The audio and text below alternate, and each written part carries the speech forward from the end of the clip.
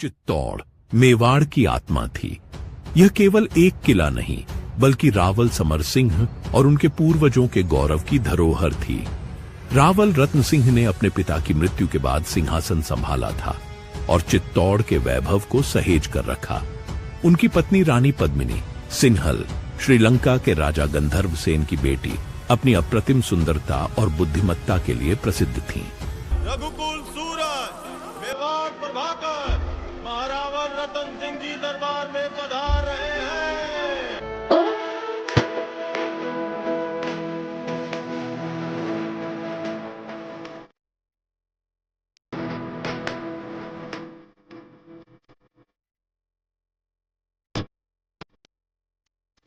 बोलो महारानी पद्मावती की, महारावल रतन सिंह की, महारानी पद्मावती की, महारावल रतन सिंह की। जब सारा चित्तौड़ रानी पद्मावती की जय जयकार से गूंज रहा था, दिल्ली में खिलजी हुकूमत की शुरुआत हो चुकी थी।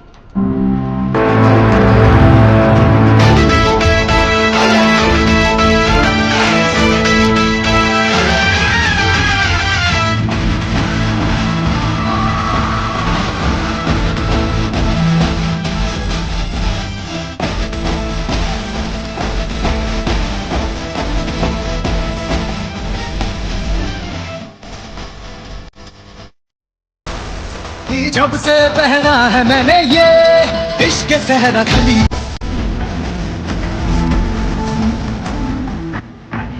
चित्तौड़ की गाथा में राघव चेतन का नाम एक काले अध्याय के रूप में आता है।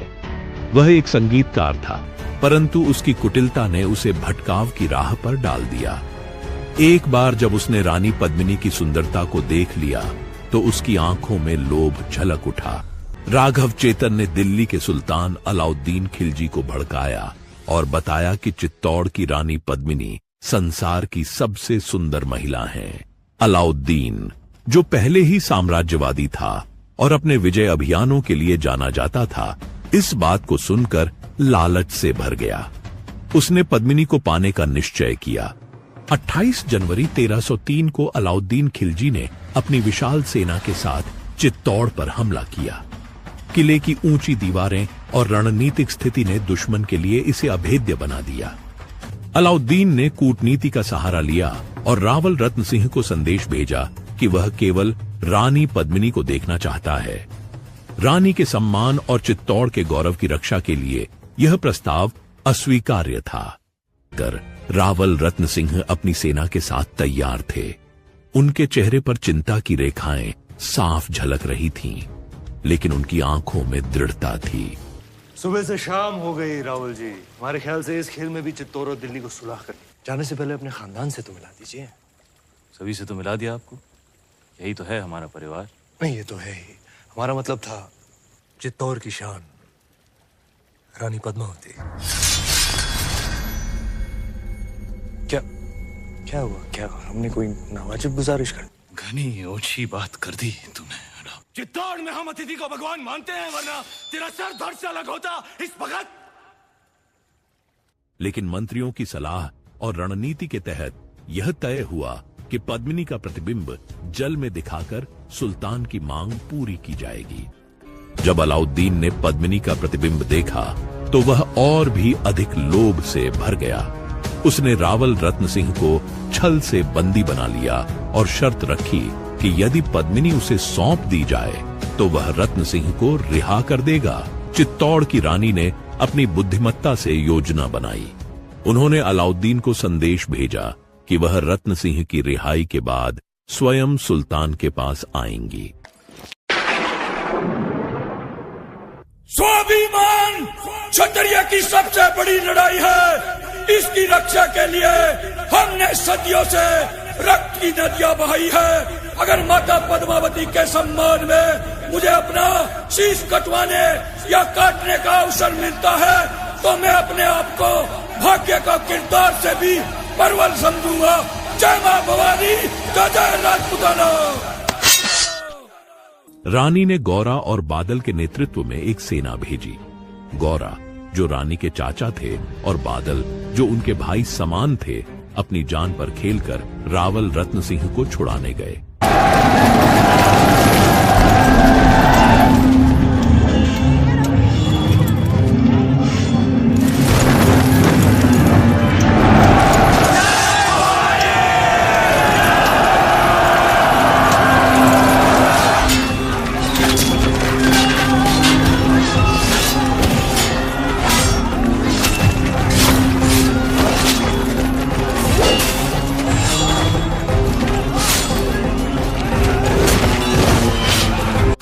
इस युद्ध में गौरा और बादल वीर गति को प्राप्त हुए।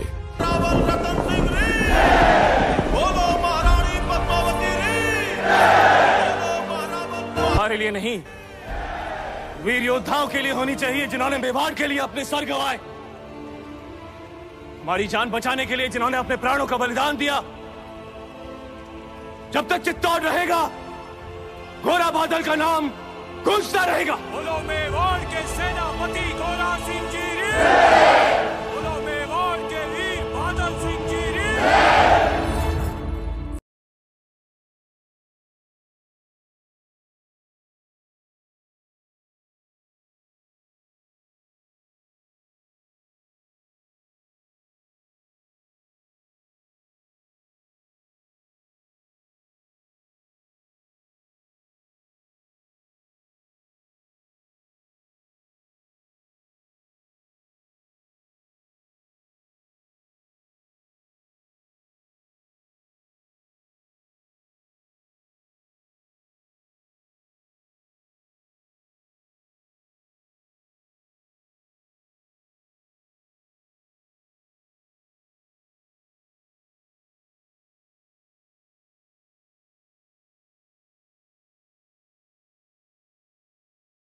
इन खिलजी की विशाल सेना ने किले में प्रवेश कर लिया। रावल रत्न सिंह ने अपनी बची खुची सेना के साथ अंतिम युद्ध किया। मेवाड़ के हर योद्धा ने वीरता से लड़ते हुए अपने प्राण न्यौछावर कर दिए।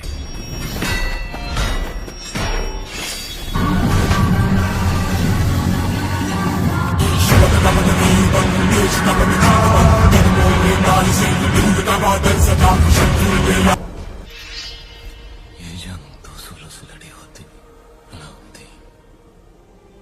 जंग का एक ही उसूल है रावल, जीत। इस हार को स्वीकारने के बजाय रानी पद्मिनी ने जौहर का निर्णय लिया। दुर्ग के भीतर एक विशाल अग्निकुंड तैयार किया गया। रानी पद्मिनी और चित्तौड़ की अन्य महिलाओं ने उस अग्निकुंड में कूदकर अपनी आबरू की रक्षा की। जिस अग्नि को साक्षी मानकर सात जी ने और मरने का वचन लिया था, उसी पवित्र अग्नि को हम फिर जलाएंगे। सौंप देंगे अपने आप को साथ मिलकर जौहर करेंगे। हमारे शरीर को पाने की लालसा रखने वाले शत्रु के हाथ हमारी परछाई तक नहीं लगेगी। ये शरीर राख हो जाएगा, पर अमर रहेगी राजपूती शान, हमारे उसूल, हमारा स्वाभिमान। और ये ही अलाउद्दीन रे जीवन री सबसे बड़ी हार होगी।